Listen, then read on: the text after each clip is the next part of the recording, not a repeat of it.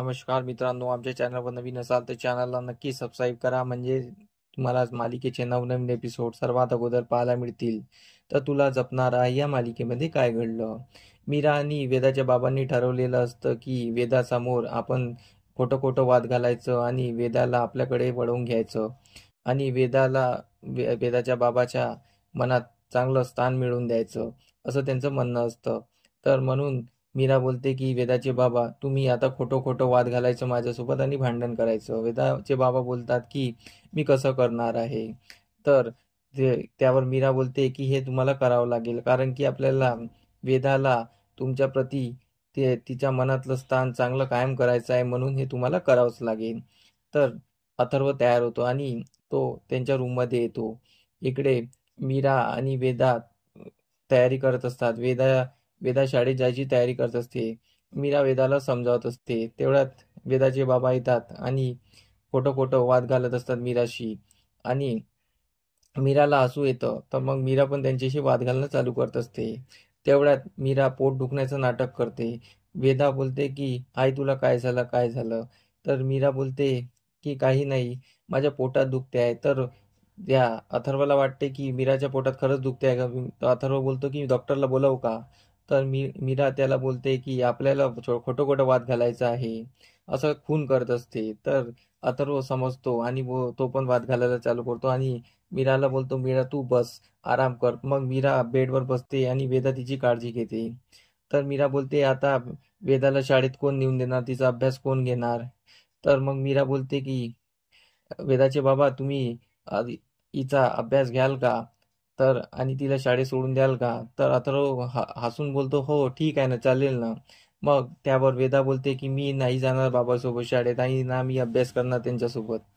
तर अथर्व नाराज होतो आणि बोलतो, ठीक आहे, मलाही ऑफिसमध्ये खूप काम आहे, तर मी निघतो, असं म्हणून तो निघत असतो. तर मीरा बोलते, नाही, पण माझं कोणी ऐकतच नाही आहे, माझं इतकं पोट दुखत आहे तरी तुम्ही दोघं आपले हट्ट सोडत नाही आहे. तर वेदा नाराज होते आणि बोलते, ठीक आहे, मी जायला तयार आहे. आणि अथर्व खूप खुश होतो आणि तो वेदाला घेऊन शाळेत जायला निघतो. इकडे मंजिरीला वेदाच्या आत्याने प्रसाद दिलेला असतो आणि तो प्रसाद पवित्र असतो, म्हणून इकडे मंजिरीच्या तोंडाला खाज सुटण्याची चान्सेस असतात आणि तिची जीभ जळण्याचे चान्सेस असतात, म्हणून मंजिरी ती नाही बोलत असते. तर तेवढ्या दादासाहेब येतात. तर मग ती वेदाची आत्या बोलते की दादा बघ ना, ही माझा प्रसाद सुद्धा घेत नाही आहे. तर मग दादासाहेब बोलतात, प्रसाद घेऊन घे मंजिरी.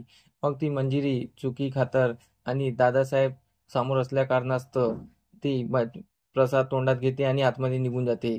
पण तिला आतमध्ये गेल्यानंतर खूप त्रास होत असतो आणि तिची जीभ लाल लाल झालेली असते, कारण की तो प्रसाद पवित्र असतो म्हणून. तर इकडे मंजिरीला खूप त्रास होत असतो आणि मंजिरी विचार करत असते की या प्रसादने माझ्या जिभेला इतकं त्रास होत आहे, तरी या हिने मला प्रसाद दिलेला आहे.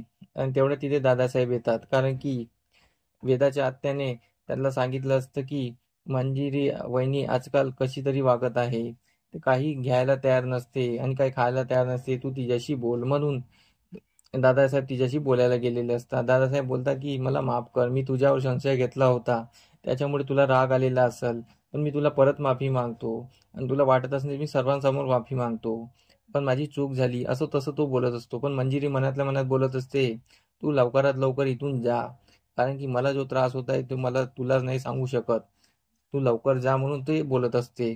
तर दादासाहेब नाराज होतात आणि बाहेर निघून जातात. मग इकडे अथर्व आणि वेदा शाळेत जायची तयारी करत असतात आणि ते दोघंही खाली उतरत असतात. तेवढ्या तिथे मंजिरी असते.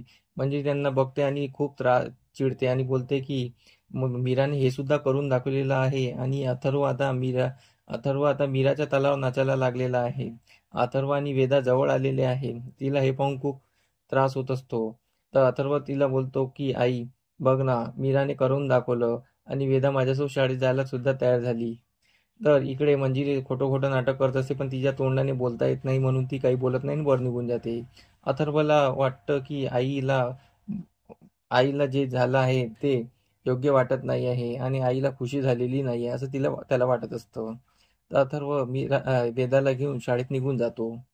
तर इकडे मंजिरी खूप त्रासात असते आणि मंजिरी खूप चिडलेली असते आणि मीराचा प्लॅन तर सक्सेस झालेलाच असतो.